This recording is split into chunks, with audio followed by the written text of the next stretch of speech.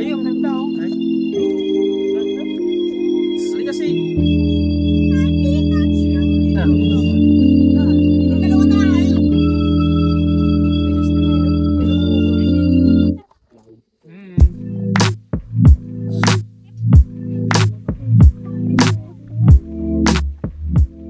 Pero bago yan, gusto ko muna magpakilala sa inyo. Ako nga pala si Brother Lino, isang content creator, a book author, a public speaker, a real estate consultant, and as of right now, I'm starting my business, a car rental business. And I'm sharing my journey through my playlist. Pwede niyang panoorin dito. So kung gusto mo mag-grow about negosyo, mindset, at mag-explore ng iba't ibang experience na sa buhay, make sure to subscribe to this channel at ako nang bahala sa iyo.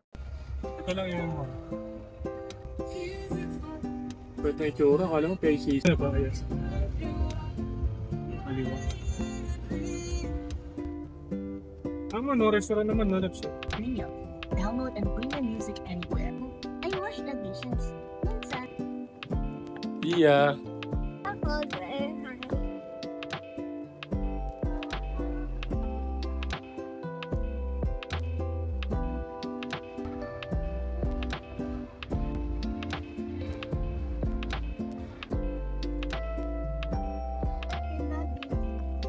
Okay, so nandito kami ngayon sa Angel Fields dito sa Silang. So laki ng eating area nila. So while waiting, dito muna kami because there are lots of animals daw dito. Pwede ma-experience ng toddler, especially pag may kasama kayong toddler. So yung ginagawa namin dito. So sobrang malawak dito guys. Eto. Sobrang lawak. Kung kita nyo sa likod ko, yun yung kainan area. Tapos dito sobrang lawak pa niya.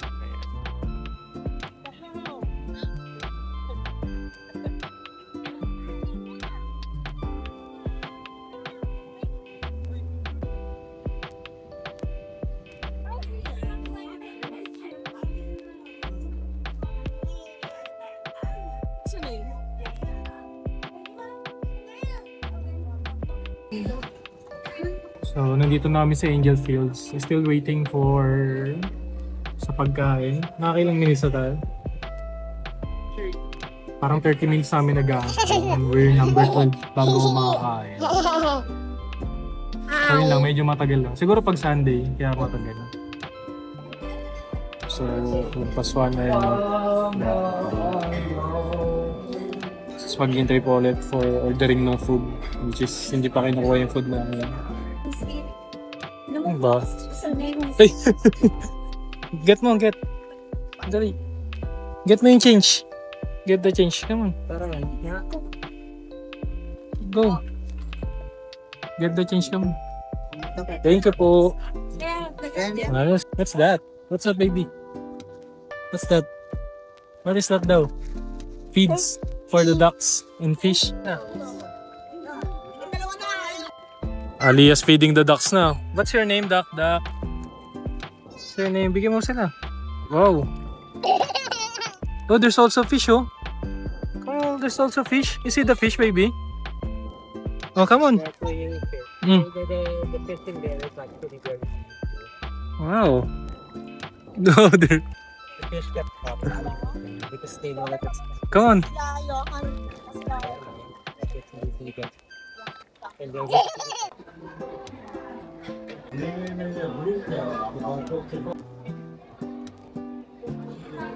Come on, let's go. After 2 hours almost, or isang oras may get, dumating na yung food. Papunta na kami po.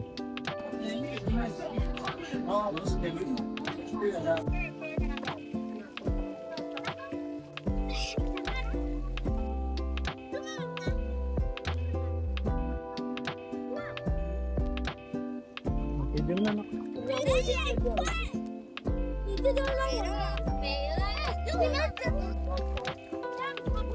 Ayun, nandun yung ducks eh. Babasa na yun. Nandun pala yung surface, no? Kaya wala na yung kapang feed. Ay. Ano na yun? Ang white owners kayo.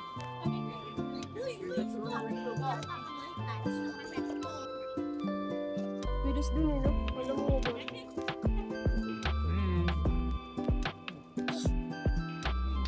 Ay, ang ganda oh. Ay. Halika, Sing. What is that, Leah? It's a turtle? Can you show me where's the turtle? Paano? Hindi siya makakaya. Kaya mo eh. Other one. Pit? Look, oh, this is Peter Rabbit, oh. Hi, Peter Rabbit. Hi.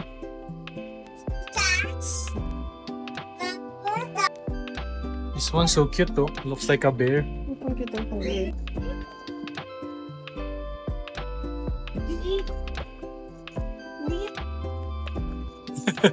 Baby pa. Are you still a baby? Hey.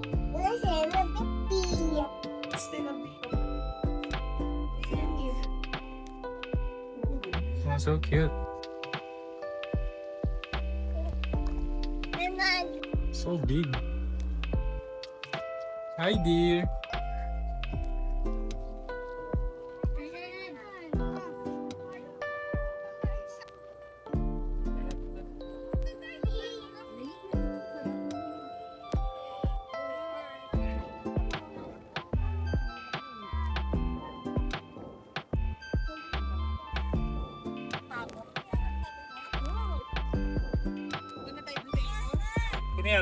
Relax.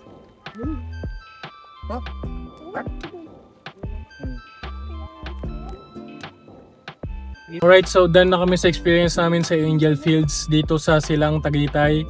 So ano nga bang verdict namin? Siguro magbe-verdict kami based sa unang-una sa place, ambience, tapos sa pagkain kung masarap ba. Number 3 naman yung sa price, kung okay ba, and overall experience yung pang-apat.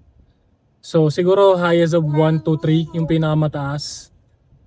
So sa place masasabi ko maganda yung place. Okay yung place lalo pag may toddler ka. Kasi marami kayong makikitang animals at sobrang laki ng farm na to actually. Sobrang lawak niya. And talagang pag may toddler or family kayo, ito yung bagay na lugar kung saan okay puntahan dito sa Tagaytay. So para sa akin number 3 yun. Okay, number 2 naman sa food. What I can say sa food, okay naman yung food, masarap naman. Okay naman, panalo naman. Siguro nakulangan lang ako. So pagsamahin ko na din yung sa price. Medyo for me pricey yung singilan nila compared doon sa servings ng food nila. And at the same time doon sa service din, kung paano nila na-deliver kung ng tama ba yung mga pagkain, kung di ba kami nagantay ng matagal. Pero to be honest, since it's Sunday, madaming tao, willing naman kami magantay ng matagal. Kasi gano'n naman talaga dapat. Pero sobrang tagal ng service nila. I don't know if it's just weekend or what. Ang tagal ng service, tapos yung pagkain hindi rin ganun kadami based sa pricing. Imagine for 300 pesos para sa isang kakarampot na soup. So parang medyo hindi talaga. Pero if i-add mo yung experience nung kanina, I can say pwede namang mabawi, pwede naman. Pero I don't know, for me it's parang one time try lang yung pwede kong pwede kong masabi na kung worth it ba siya. Kasi marami ka naman pwedeng puntahan na farm na hindi mo kailangan gumastos na malaki. At the same time, maraming pwedeng kainan na maganda yung vibe at mag-enjoy ka pa. So, for me, kung babalikan ko pa to or hindi na, siguro hindi na ulit. Hindi na yung intentional na babalikan, hindi na ulit. So, enough na sa amin yung natatry lang namin. Okay, loves. Okay, overall experience. Siguro, ano bang ano mo? Overall experience natin. Sa place, maganda yung place. Yun lang siguro.